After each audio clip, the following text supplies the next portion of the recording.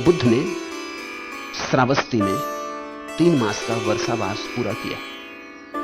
उस वर्षावास में वे सतत समाधि में लीन रहे, बाहर निकले नहीं, लोगों से बोले नहीं, नियमित रूप से जो उपदेश देते थे वो भी न दिया। 3 माह अपने में ही डूबे रहे।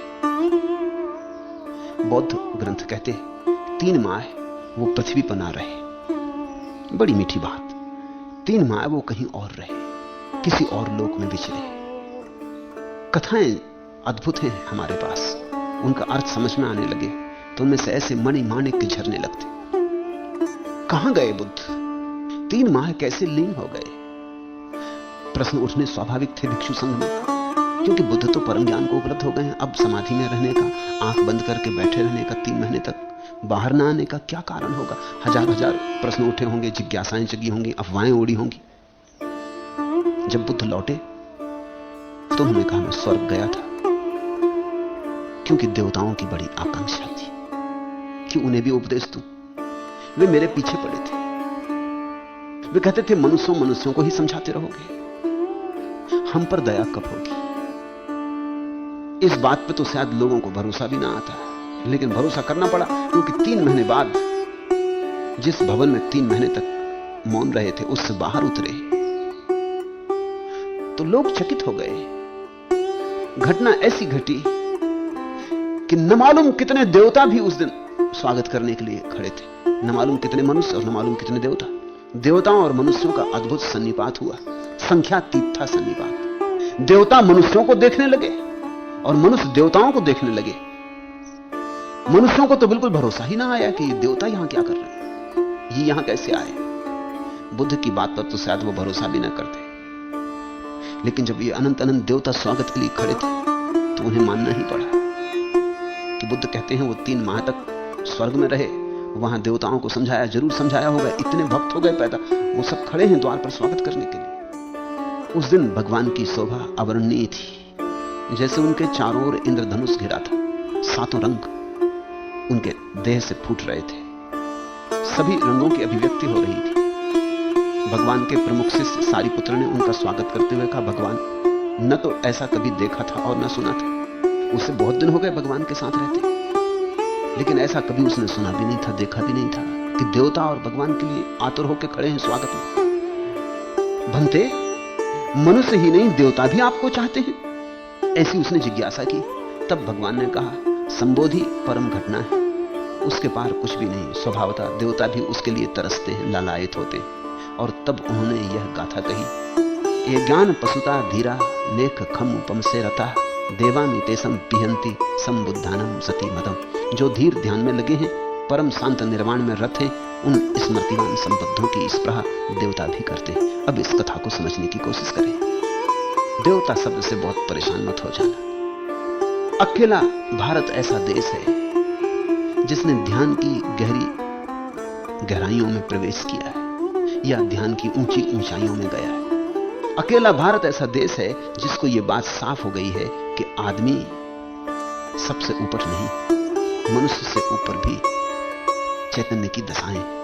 देवता का इतना ही अर्थ होता है। जैसे मनुष्य के नीचे पशु पक्षी हैं, ऐसे मनुष्य के ऊपर देवता हैं, देवताओं की कोटियां हैं। और यह बात तर्कयुक्त मालूम पड़ती है, क्योंकि मनुष्य अंत हो भी क्यों? आखिर मनुष्य पर सारा विकास रुके भी क्यों? मनुष्य मध्य में है, पीछे बड़ी यात्रा है और आगे बड़ी यात्रा है। स्वभावतः जो पीछे हो गया वो तो हमें दिखाई पड़ता है, क्योंकि वो हो चुका। जो अभी आगे होने को है वो हमें दिखाई नहीं पड़ता, क्योंकि अभी हुआ नहीं है, तो दिखाई कैसे पड़े?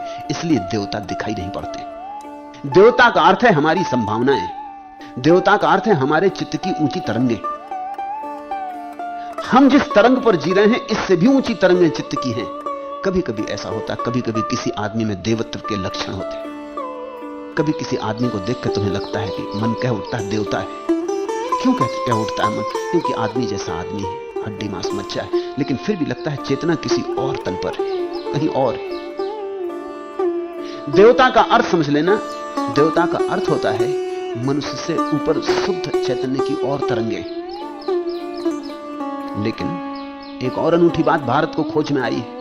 और वह अनूठी बात यह है कि देवता भी अंतिम अवस्था नहीं है, अंतिम अवस्था बुद्धत्व है। और बुद्धत्व को पाने के लिए मनुष्य चौराहा है। मनुष्य के नीचे पशु पक्षी, उनको भी अगर बुद्ध होना हो तो मनुष्य तक आना पड़ेगा। मनुष्य चौराहा है और मनुष्य के ऊपर देवता हैं, देवताओं की अनेक कोटियां हैं, लेकिन उनको भी अगर बुद्ध होना हो उनको भी मनुष्य तक आना पड़ेगा।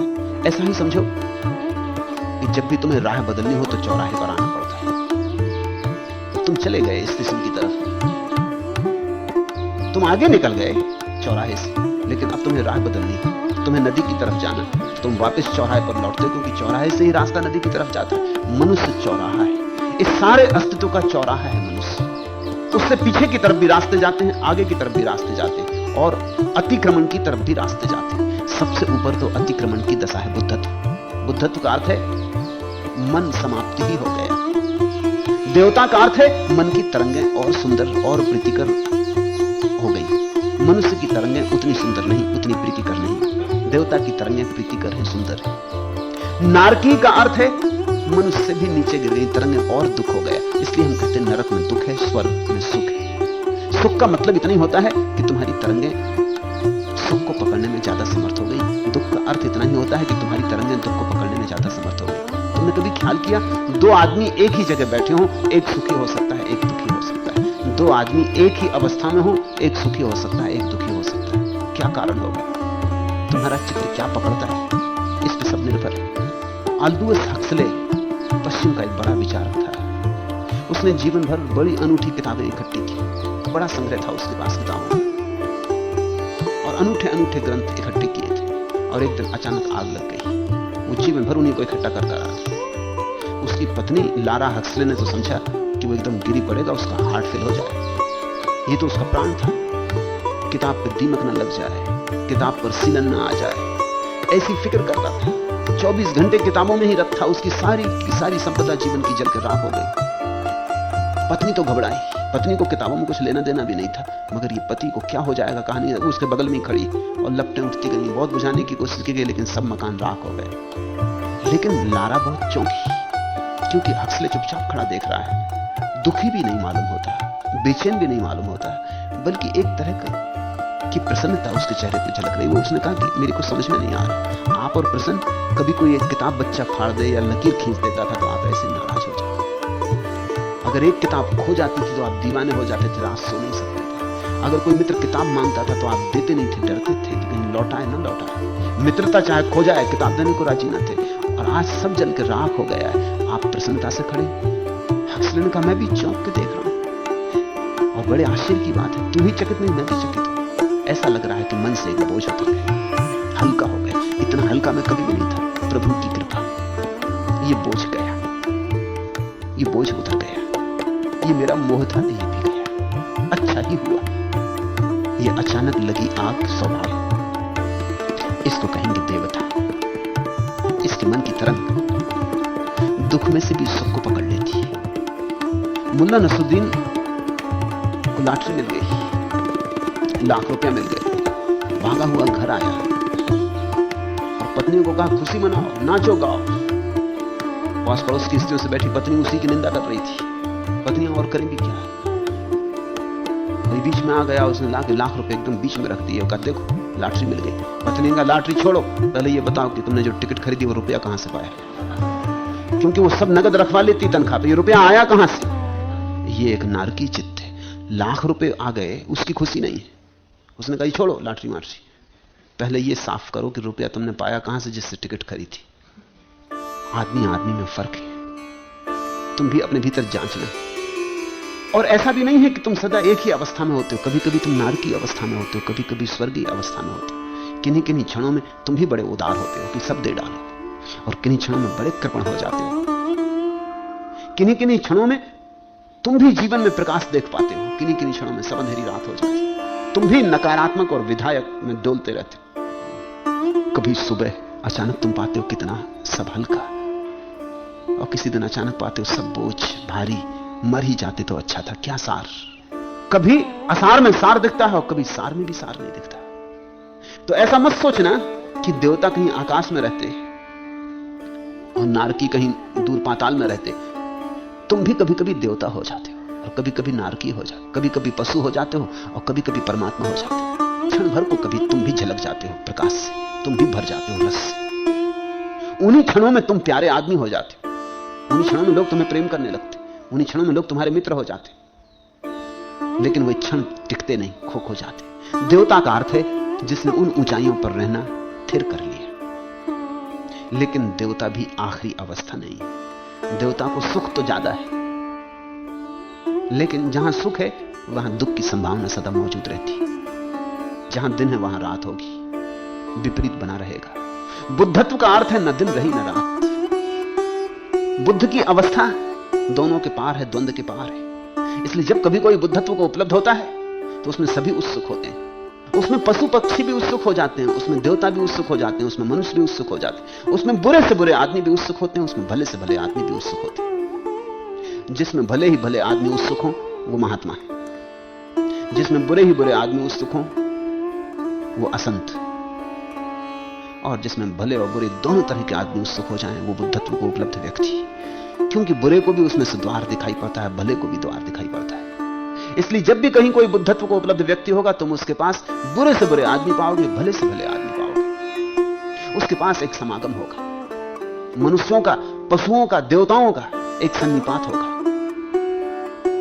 अगर तुम कहीं जाओ और अच्छे अच्छे आदमी पाओ तो समझना कि महात्मा, अगर बुरे ही बुरे आदमी पाओ तो समझना कि कोई अपराधी।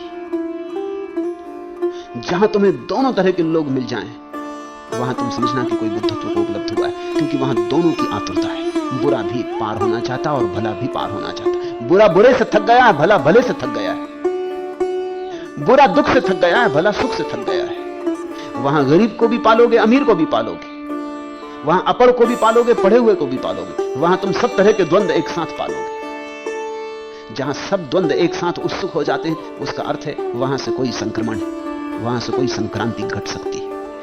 यह कथा मीठी है।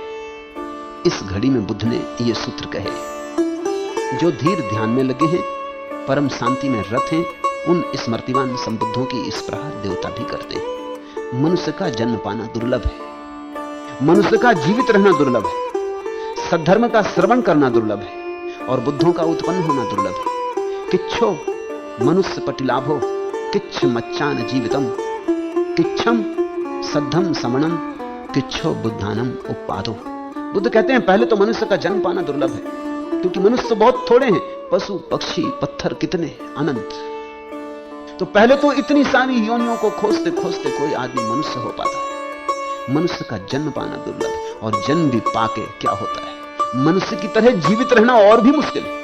बहुत से लोग मनुष्य की तरह जन्म पा लिए लेकिन मनुष्य है नहीं। सकल सूरत से मनुष्य, रंग ढंग से मनुष्य, भीतर अभी भी पशुता भरी, भीतर अभी भी पशु के ढंग से ही जी रहे हैं, भीतर अभी भी पाश्विक आकांक्षाएं भरी।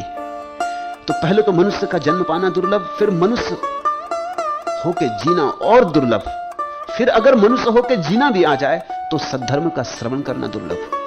क्योंकि जिन लोगों को थोड़ी सी मनुष्यता का रस आ जाता है उन्हें बड़ा अहंकार जगता है, वो अपने को कुछ समझने लगते हैं। कोई कहता है मैं ज्ञानी हूं, कोई कहता है मैं त्यागी हूं, कोई कहता है मैं ये हूं, कोई कहता है मैं वो हूं। देखो मैंने कितना शुभ किया, कितनी सेवा की।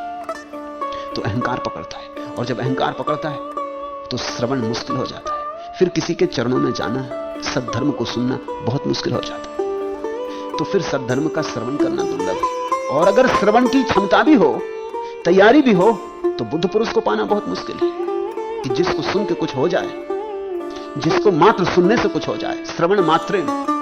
और बुद्धों का उत्पन्न होना अति दुर्लभ है।